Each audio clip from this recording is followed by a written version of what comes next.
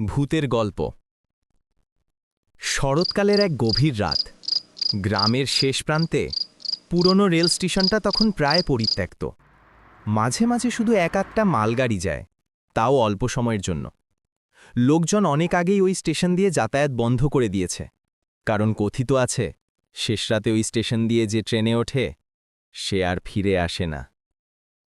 রাতে বাতাস বইছিল অস্বাভাবিক ঠান্ডা হয়ে। টিমটিমে লণ্ঠনের আলোয় বসেছিল এক যুবক, নাম রাকিব। ঢাকায় যাবার তাড়া, কিন্তু গাড়ি পাচ্ছিল না। হঠাৎ দেখল দূরে এক লোক গম্ভীর কণ্ঠে বলছে, যদি ঢাকায় যেতে চাও শেষ রাতে ট্রেন আছে, তবে সাবধান, ওটা সাধারণ ট্রেন নয়। রাকিব ভয় পেয়ে জিজ্ঞেস করল, মানে সাধারণ ট্রেন নয় কেন? লোকটা হালকা হাসল, দাঁতগুলো কেমন যেন হলদেটে আর ভয়ঙ্কর। যারা ওঠে তারা আর নামে না। রাকিব ভয় পেলেও উপহাস করল, মনে হলো হয়তো গ্রাম্য ভুতুড়ে গল্প। রাত 12টার কিছু পরেই ট্রেনের হুইসেল বাজল। আশ্চর্যের বিষয়, ট্রেনটা কোথা থেকে এলো বোঝা গেল না। কুয়াশার ভেতর থেকে যেন ভেসে এলো।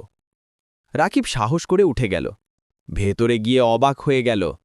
ট্রেন ভর্তি আছে যাত্রীতে, কিন্তু সবার মুখ ফ্যাকাশে, নিঃশব্দ। চোখ স্থির হয়ে আছে এক জায়গায়। কেউ কারোর সঙ্গে কথা বলছে না।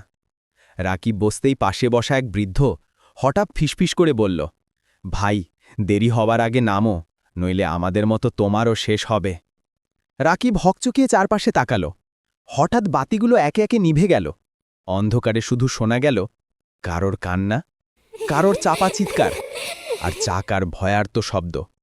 মনে হচ্ছিল ট্রেনটা রেলের ওপর দিয়ে নয়, অজানা অন্ধকার পথে ছুটছে।